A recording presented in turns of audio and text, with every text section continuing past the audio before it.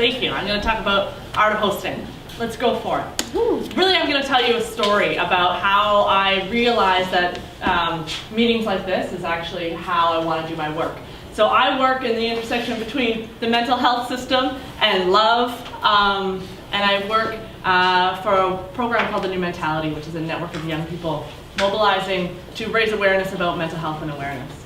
And when I started by growing up in foster care and really raging against the system and really being like nothing about us without us. And I started organizing and being really very vocal, saying what really needs to happen is that adults need to listen to young people, and if that were happening, then the problems of the world would be solved.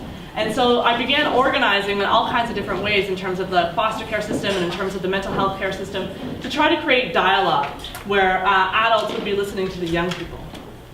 And that was working-ish. There were beautiful moments like this moment with Moffat and Stewart. And there were moments like this also. So this is a presentation where what you can't see is that these people are speaking to an audience of 1,200 people, of social workers. And this was interesting. This was me in my phase of what we need is just youth voice. But you know, I started noticing that a lot of the young people were looking like this as they were engaging. And I'll get back to that. As young people began engaging and saying their story, what they really needed to do was start their own projects. They needed to go beyond the stage and into the community where they were actually getting used to leading. And so here's an example of a poster that was the first youth-led mental health conference. But I often felt like this. I still do often, because what I'm trying to do is change the culture of how the youth-serving sector is working. And I kind of feel like I'm often pushing up against a big, giant rock, and sometimes the young people that I'm supporting feel like this too. There was something essentially missing.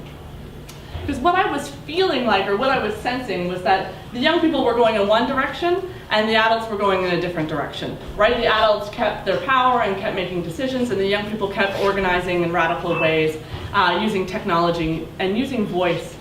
And I was realizing, okay, it's not a either or, it's a both and. And I began thinking, okay, so the network was building. There were a lot of people doing youth engagement, and there were a lot of connections being made, and a lot of ideas popping up. And I was like, oh, there's something really interesting out there. There's a network. There's a network of possibilities. And then it hit me. There was a network that formed, and it was a meeting much like this, organized by some of Sarah's colleagues, Tim Merritt. And we landed on youth organizing, and it was my first exposure. I stepped into this meeting that created a flip chart like this, and I stepped into this circle much like you're stepping into, and I was like, this is different. And then I was like, there's something that's different about meetings that happen like this, and it was called the art of hosting. And I was like, what?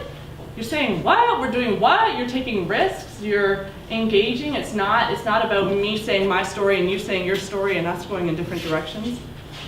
And so I was like, okay, I gotta read some books, because I gotta go back to school, and it's not gonna happen in a university, and it's not gonna happen in a course that I can find.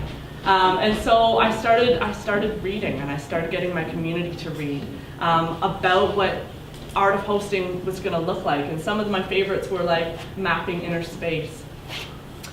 This is how I thought change happened in the beginning. I thought it was just about planting seeds and letting them grow, sort of like, you know, little by little, and you just keep like plugging away and plugging away.